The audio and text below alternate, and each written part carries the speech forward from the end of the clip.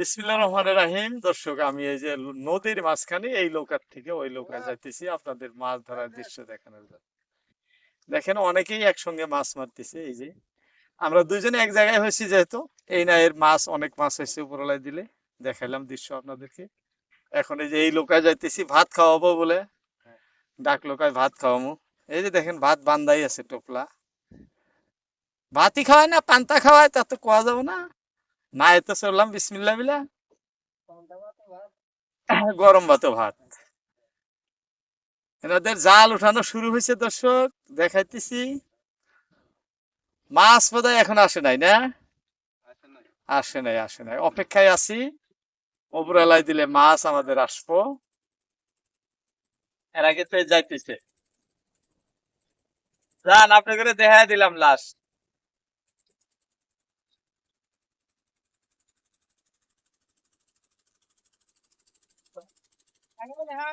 হ্যাঁ। দর্শক, মাছ উপরওয়ালার হাতে, আমাদের কোনো হাত নাই। যাকে যা দেন সেটা নিয়ে সন্তুষ্ট থাকতে হয়। জাল উঠানো মাত্র শুরু। দেখা যাক কি কি মাছ আসে উপরওয়ালায় দিয়ে, সেই অপেক্ষায়। দর্শক, আমরা যে স্থানে জাল উঠাইতেছি পানির থেকে, এটি আমাদের আসাম রাজ্যের ধুবড়ী জেলার অন্তর্গত ব্রহ্মপুত্র। অনেকেই এই নদের পরিচয় জানতে চান। এটি আমাদের আসাম রাজ্যের বিখ্যাত নদী, সবচেয়ে বড় নদী, যার তাণ্ডবে আমাদের সাধারণ মানুষের ঘর বাড়ি সয় সম্পত্তি সব এই নদীর বুকে বিলীন করে দিয়ে ওই যে পাহাড় দেখাইতেছি আপনাদের, চান্দডিঙ্গা পাহাড়, ভৈরবচূড়া পাহাড় আর যোগীগোপা পাহাড়, এরকম নানান ধরনের পাহাড়ের পার্শ্ববর্তী জায়গা দিয়ে যে দেখাইতেছি গ্রামগুলা যে গড়ে উঠছে, এই যে দেখা যায়। এই গ্রামগুলা কিন্তু কিছুগুলা ফরেস্ট, কিছুগুলা খাস মাটি, হঠাৎ দুই একজন পাট্টার মাটি, এইরকম ধরনের বাস্তব করে আছে। এই যে দেখা যায়, দেখেন কি সুন্দর সুন্দর পাহাড়ের সাইড দিয়ে যে বস্তু, এগুলো আমাদের সব চরচাপুরীর মানুষ নদী ভঙ্গ হওয়ার জন্য আজকে সব হারা হয়ে এই যে পাহাড়ে তাদের বসত। যাই হোক, আমাদের উদ্দেশ্য মাছ ধরা, তার মধ্যেও বললাম। আমাদের ভিডিওগুলো কেমন হয় অবশ্যই কমেন্ট করে জানাবেন। এসে গেছে একটা। আবার সুন্দর ইলিশ আছে দর্শক, সুন্দর ইলিশ। হ্যাঁ, একটা করে আসবো খুলে খুলে এদিক দিবেন। জালের মধ্যে থাকলে বেশি ভালো দেখা যায় না। এদিক দেন, আমরা জনসংখ্যা মেলা আছেন বাস। দর্শক, এই যে কি সুন্দর একটা আসছে, একদম আস্তে আস্তে লড়ছাড় করতেছে। দেখেন তো কি সুন্দর লড়ে, লাই লাই লাই লাই। মানে পানিতে জালে যখন লাগে তখনই এদের জিও যায় যায় অবস্থা হয়ে যায় ফাঁসিতে পেঁচাইয়া, তাই না? পানি জালের লগে পেঁচকাইয়া জালো পেঁচ খা ধরা মরে। নেওয়া যায় ওইখানে। কতগুলো মইরাও ওঠে, মরাও আসে না। হুম, আসে। এটা কিন্তু কালারটা সোনালি রং, খুব সুন্দর। এগুলা মাছ টেস্টি হয় বেশি, ডিম নাই, ডিম ছাড়া মাছ। হুম, ইলিশ মাছ অ্যাকচুয়ালি সাইজের উপরে দাম হয়। ভালো সাইজের ভালো দাম, কারণ সাইজ ভালো হবো, টেস্ট ভালো হবো খাইতে। ওই জন্য অনেকেই ইলিশ কিনতে যাইয়া ভুল করে ফেলান। বাড়িতে আসলে ইলিশ টেস্টি লাগে না। যেমন ডিমালা ইলিশ ওরকম টেস্টি হয় না। কিছুগুলো ইলিশ আছে গাদা, একদম মিহি, করাতের মতো দেখতে, সেরকম খাইতে ভালো হয় না। যেগুলা গাদাটা খুব মোটা সোটা দেখবেন, সেই মাছটারই টেস্ট বেশি হয়, সুস্বাস্থ্যবান ইলিশ। কালার উপর লালটা লালটা থাকে, লালটি লালটি রকম। সেই যেরকম এই যে এই ইলিশটা আপনাদের দেখাইতেছি, লেজাটাও ছিল, মুখটাও ছিল। তো ইলিশটা কালারটা দেখেন সোনালি কালার। এই মাছগুলা বেশি ভালো। দর্শক, বলতে বলতে অনেক কিছু বলে ফেলাইলাম,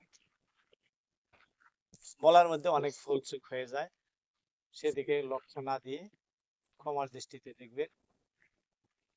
বন্ধুরা, অনেক দিন হয় চ্যানেলে ভিডিও আপলোড দিতে পারি না, কারণ আমরা সব সময় আপনাদের যে দৃশ্যগুলো দেখায় থাকি অরিজিনালি জেনিউন।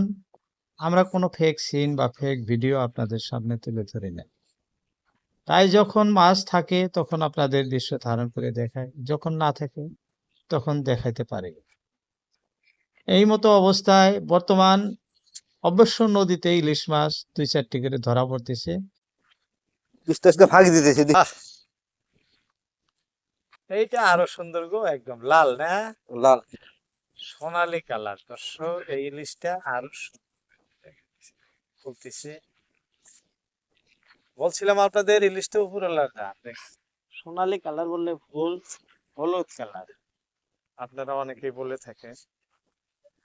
একদম জীবন্ত ইলিশ, এই যে দেখেন বকলার একদম সুন্দর কালার আছে একদম।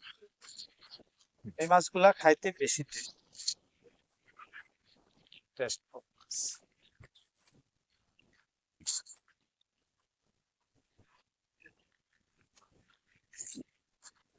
আমাদের ব্রহ্মপুত্র নদীর এই কালারের ইলিশ যেটা হয় সেটার দাম সবচেয়ে বেশি, চাহিদা বেশি মার্কেটে।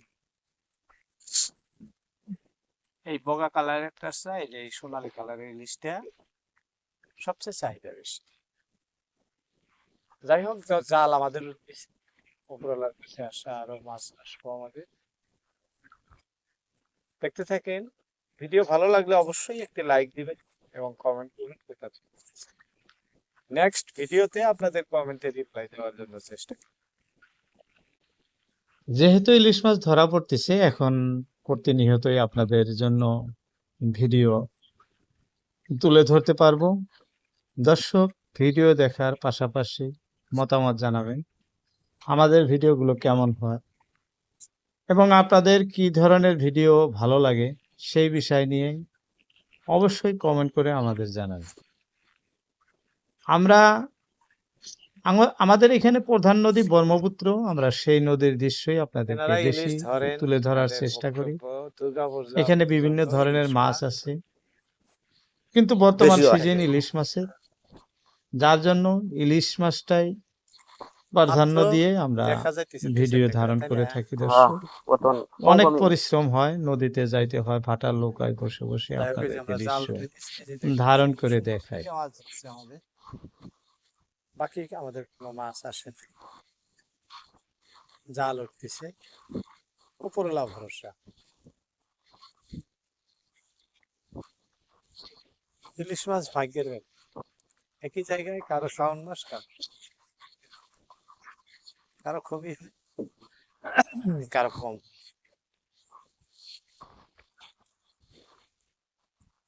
কোন কোন বাটায় যে 10টা লাগে আর আরেক বাটায় 2টা, তাই না? এরকম হ্যাঁ, হয় না? ওরমই। হ্যাঁ, ও ভাই হয়, একটাও বাজে কসম। কসম একটা বাজে না? হ্যাঁ, দর্শক, জাল উঠাইতে উঠাইতে আমাদের জাল উঠানো শেষ।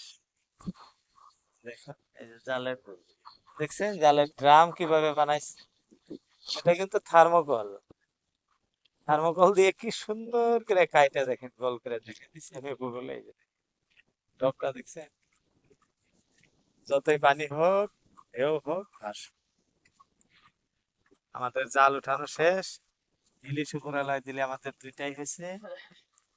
এখন যাত্রা ঘরের দিকে মানে ভাটার উজান দিকে। যন্ত্র চালিত না, স্টার্ট হলে যায়। মূল্যবান সময় ভিডিওতে দেওয়ার জন্য আপনাদের সবাইকে অসংখ্য ধন্যবাদ। আজকের মতো ইতি টানছি। আসসালামু আলাইকুম।